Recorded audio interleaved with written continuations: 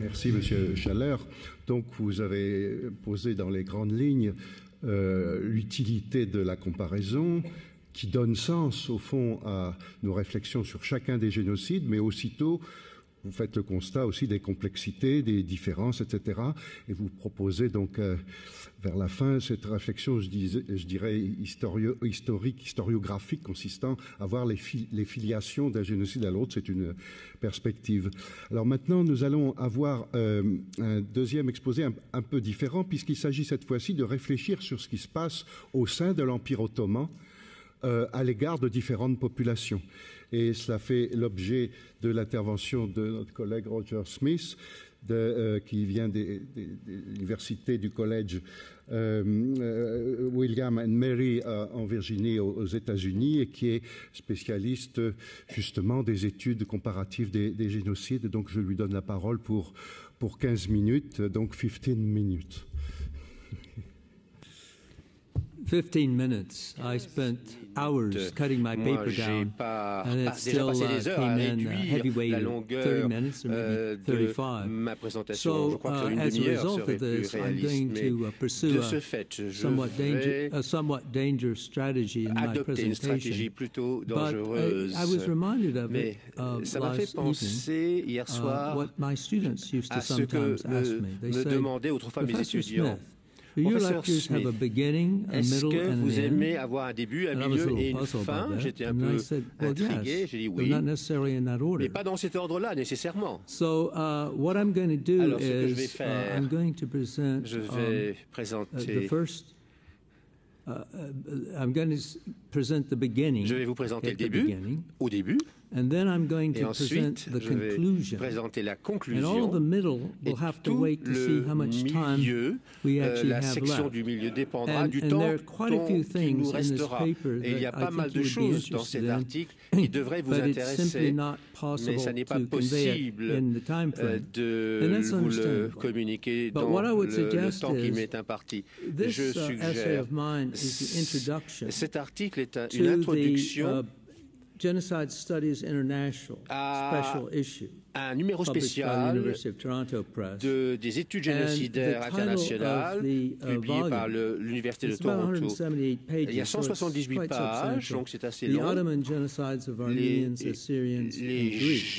Les génocides ottomans, d'Arméniens, d'Assyriens et de Grecs. Il y a de très bons articles dans ce numéro, y compris un article de David Gaunt que vous avez entendu. Et je vais reprendre certains points qu'il n'a pas pu présenter. Nous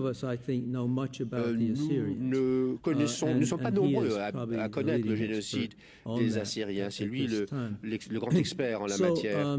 Donc je vais choisir quelques thèmes que je vais vous présenter, mais si vous pouviez mettre la main sur un exemplaire de cette revue, ou si vous voulez la commander, vous pouvez le faire en allant sur l'Internet. Genocide Studies International. C'est également accessible en ligne. Donc j'attire votre attention sur cette publication. C'est les éditions de l'Université de Toronto. Leur marketing, leur département de marketing vont certainement être très heureux de le savoir que j'en ai parlé. Alors, je vais commencer par la première page de cet article qui vous donne une vue d'ensemble de ce dont je vais vous parler. 100 years ago, the Ottoman regime, un siècle, best known as that of the Young Turks, began a series of actions that led to the genocide of Armenians, Assyrians, ont eu pour résultat le génocide des Arméniens, des Assyriens et des Grecs. Ça s'est terminé en 1923. Les articles dans ce numéro spécial traitent des interprétations concurrentes de ce qui s'est passé à partir des archives allemandes et avec le déni déni turc depuis les années 60, et c'est une contribution importante à la compréhension des génocides, notamment contre les Assyriens et les Grecs. Et nous parlons aussi du génocide, du concept de génocide, de purification ethnique, de déportation. Mais avant tout, le thème, c'est la complexité du génocide. Et une meilleure compréhension des génocides ottomans nous permettent de mieux comprendre cette complexité. Mais il ne faut pas que cette complexité soit un prétexte au déni. Il y a quelques années, j'ai parlé à Athènes, j'ai fait une présentation à Athènes devant un public grec, et ils étaient très préoccupés de savoir comment faire pour obtenir une reconnaissance du génocide dont les Grecs avaient été victimes. Mais il y avait un certain malaise à ce sujet. Et même aujourd'hui, la question de savoir si la Turquie et son déni, si les Assyriens et les Grecs revendiquent la reconnaissance de leur génocide. Le déni est en fait une position par défaut, à moins d'attirer l'attention du monde, à moins de revendiquer. Les Turcs ne sont pas tenus de réagir. Mais je crois que les Assyriens et les Grecs revendiquent davantage et encouragent des travaux de recherche. Et je crois que les Arméniens nous en donnent l'exemple. Mais lors de cette conférence à Athènes, j'ai dit que si la Turquie reconnaisse quoi que ce soit, qu'est-ce qui est arrivé aux Grecs pendant la Première Guerre mondiale? Et ce qui est arrivé aux Grecs pendant cette période de la Première Guerre mondiale, c'était de la purification ethnique, ce n'était pas un génocide. Il y a une chose que je ne peux pas faire maintenant parce que c'est compliqué et j'ai pas le temps, mais je suggère que les massacres sont souvent distincts et sont l'œuvre de groupements non gouvernementaux. Et la purification ethnique, techniquement et juridiquement, est une sorte de déportation forcée. On expulse des gens mais qui n'impliquent pas nécessairement un meurtre. Et puis il y a d'autres choses, mais tout est mêlé en fait. Il y a des liens significatifs. Ce n'est pas clair et net. On ne peut pas émettre une formule mathématique qui vous permet de dire ça, c'est du génocide, ça, c'est de la purification ethnique. Les massacres, à la rigueur, oui. Nous savons qu'une partie de la stratégie du déni, ceux qui ne veulent pas appeler un chat, c'est de parler des massacres arméniens. Les massacres sont des choses déjà assez affreuse. Personne ne souhaite l'avènement d'un massacre. Mais si vous dites génocide, cela a plus d'effet, ça attire plus l'attention. Donc très souvent, les présidents des États-Unis, lors de leur discours sur l'état de l'Union, parlent plutôt des massacres que de génocide. Mais ce sont des choses qui peuvent être utiles, pour nous permettre de mieux comprendre, de mieux approfondir la connaissance du génocide et le rapport entre les différents aspects. Mais ça peut aussi devenir une couverture pour ceux qui souhaitent entreprendre une stratégie du déni. Maintenant, je vais vous parler de la conclusion de mon papier. Je voulais m'assurer de vous en parler. Donc, je vous en parle dès maintenant, plutôt qu'à la fin. Il est peut-être inhabituel dans ces discussions, à titre personnel, ce n'est pas tant pour terminer la discussion, c'est pour ouvrir la discussion vers d'autres possibilités, de susciter un dialogue. Nous parvenons toujours à la conscience des crimes de différentes façons, mais il faut penser aux implications. Milan Kundera a eu raison de dire que la lutte, il s'agit de lutter contre l'oubli. Et se souvenir, ce n'est pas simplement se rappeler de quelque chose. Il s'agit de se rappeler de quelque chose, mais de comprendre ce qui s'est passé. Le génocide est un concept abstrait pour la plupart d'entre nous. Les chercheurs réduisent le génocide souvent à des statistiques ou à des éléments qui éliminent la douleur, les éléments humains. Mais pour les survivants, le génocide a un sens très concret et la douleur continue des années après. L'étude du génocide permet de savoir qu'est-ce qui s'est passé, qui est responsable, comment prévenir le génocide à l'avenir. Mais ça devrait également être sur les humains, les communautés humaines, les conséquences.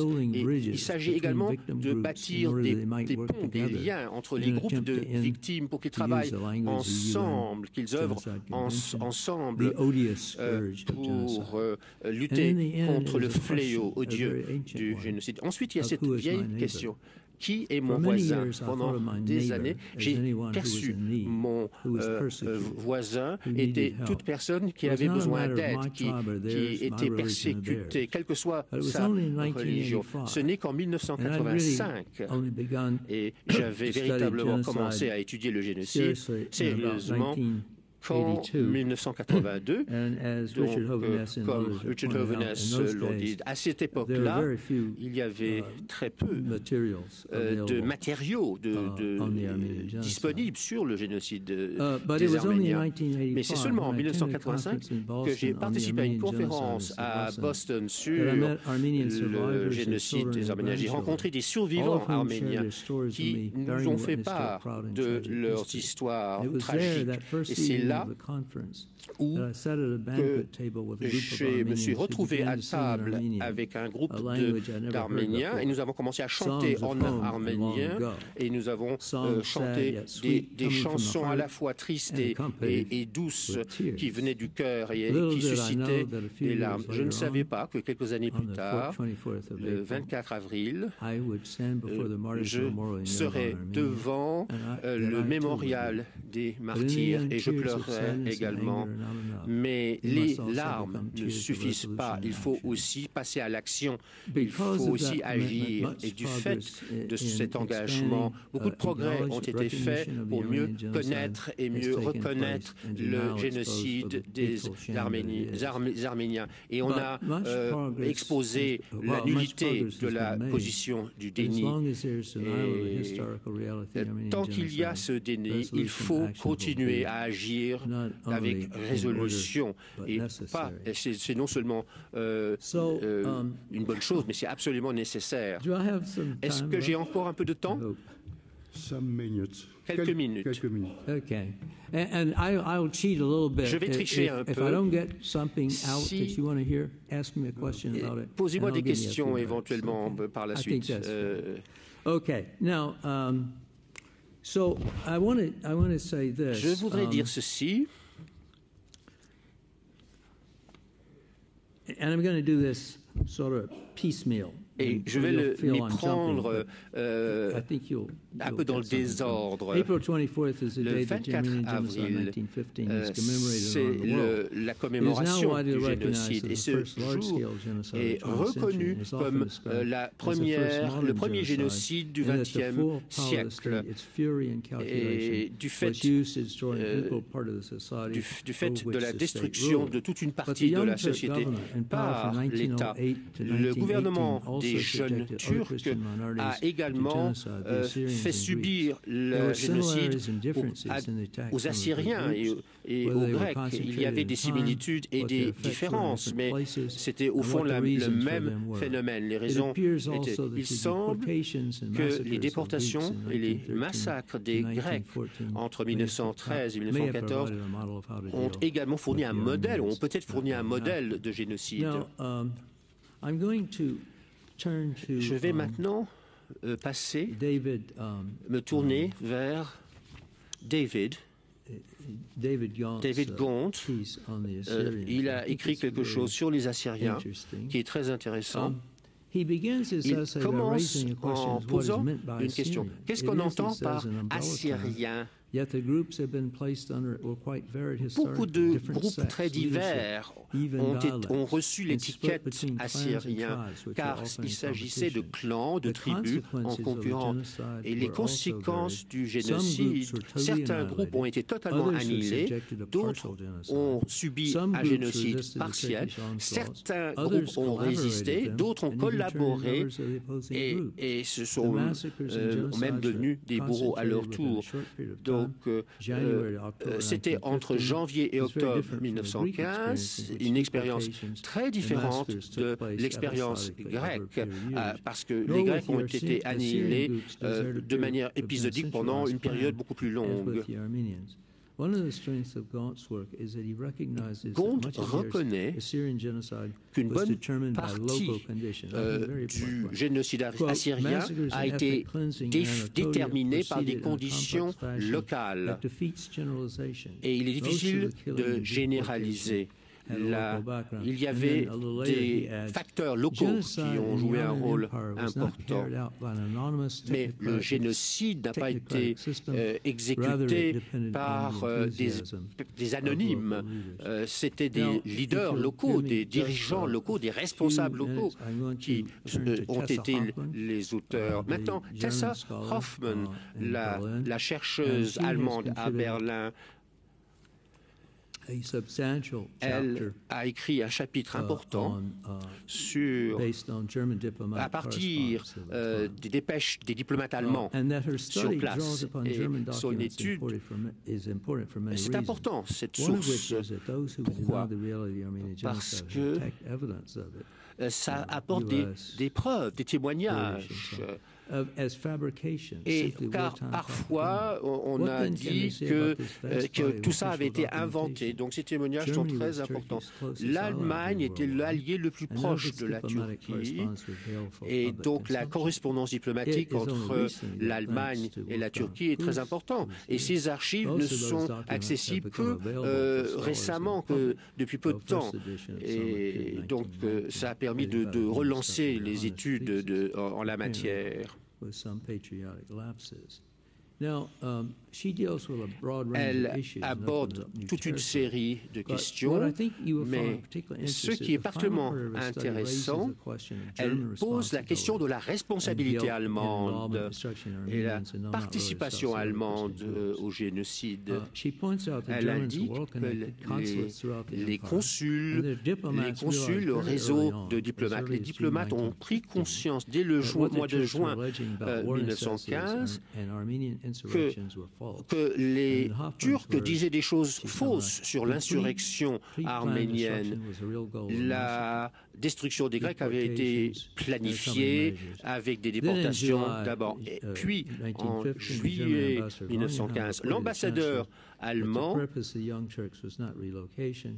a dit au chancelier d'Allemagne que les déportations turques n'avaient pas pour objectif simplement de changer les lieux d'habitation des Assyriens, mais de les exterminer. L'Allemagne n'a pas pris l'initiative du génocide. L'Allemagne n'a pas transmis aux jeunes Turcs l'idée de déportation comme moyen d'éradication.